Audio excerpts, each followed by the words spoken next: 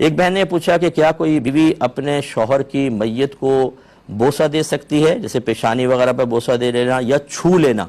یہ بلا حائل چھو سکتی ہے کہ نہیں؟ دیکھیں اچھی طرح یاد رکھیں کہ جب انتقال ہوتا ہے تو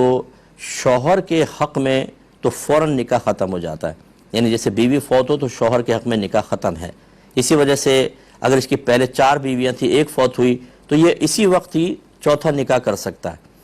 اگر یہ نکاح فوری طور پہ ختم نہ ہوتا تو پھر تو یہ 5ویں بن جاتی، اور 5 عورتوں کو بیک وقت نکاح میں رکھنا منع ہوتا، تو دنیاوی حکم کے لحاظ سے اس کا نکاح ٹوٹ جاتا ہے فوراً۔ لہذا شوہر اپنی بیوی کو چھو نہیں سکتا اور کوئی معاملات نہیں کر سکتا، نہ غسل دے سکتا ہے۔ ہاں اگر حائل ہے، کوئی کپڑا وغیرہ جیسے کفن ہے، اس میں یہ کر سکتا ہے کہ مطلب قبر میں اتار رہا ہے تو اپنی زوجہ کو اپنے ہاتھوں سے اتار سکتا ہے، جنازے کو کندھا دے سکتا ہے، لیکن بلا حائل چھونا یا اس کو غسل دینا یہ زوجہ کو نہیں دے سکتا، نکاح فوراً بریک ہو جاتا ہے۔ لیکن جیسے میں نے کہا یہ دنیاوی لحاظ سے،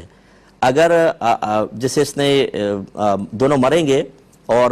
آخرت میں ہوں گے تو یہ میاں بیوی کی حیثیت سے اٹھیں گے، دنیاوی قانون کے اعتبار سے، دنیاوی احکام کے اعتبار سے شوہر کا نکاح فوراً ٹوٹتا ہے، لیکن بیوی کا نکاح فوری طور پر نہیں ٹوٹتا۔ یہی وجہ ہے کہ اس کو عدت ہوتی ہے اور دوران عدت کسی سے نکاح نہیں کر سکتی، لہٰذا عورت اپنے شوہر کو چھو بھی سکتی ہے، اسے غسل بھی دے سکتی ہے۔ یاد رکھیں اگرچہ ہمارے یہاں رواج نہیں ہے، وہ دے سکتی ہے، تو اس کے لیے پھر یہ جیسے بہن نے پوچھا یہ پروسیس اس کے لیے بالکل جائز ہے۔ لیکن قربان جائے ہمارے گھر کے بڑوں کے، جن کو معذرت کے ساتھ ہر ایک کی بات نہیں کر رہا ہوں، لیکن جن کی کر رہا ہوں وہی برا مانیں گے بیچارے، دین کی ABC معلوم نہیں ہوتی، شوہر کو اس کمرے میں نہیں داخل ہونے دیتے جہاں زوجہ کا انتقال ہوا، جنازے میں کندھا نہیں دینے دیتے، قبر میں اتارے تو نہیں تمہاری بیوی نہیں رہی، حرام ہو گئے، پیچھڑ جاؤ پیچھڑ جاؤ۔ ارے بھائی آپ جو چیز حرام نہیں ہوئی اس کو حرام کر رہے ہیں۔ بروز قیامت یہ دونوں میاں بیوی کی حیثیت سے اٹھیں گے تو دنیاوی کچھ احکام ہوتے ہیں، ایسے بیوی پہ اتنی پابندیاں لگا دی جاتی ہیں کہ وہ شوہر کو نہ دیکھ سکتی ہے، نہ کچھ چھو سکتی ہے، کچھ نہیں کر سکتی، حالانکہ اس کو تو ابھی نکاح بھی نہیں ٹوٹا، وہ تو چھو سکتی ہے، غسل تک دے سکتی ہے۔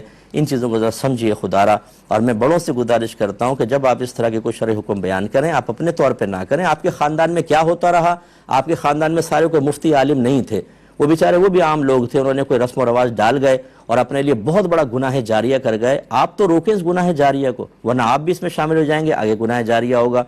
ایسے کوئی بھی موقع آئے کسی اچھے مسلم مفتی صاحب سے رجوع کریں، ان سے پوچھیں کہ ہمیں کیا کرنا چاہیے کیا نہیں، آپ کو جواب ملے اس پر عمل کریں۔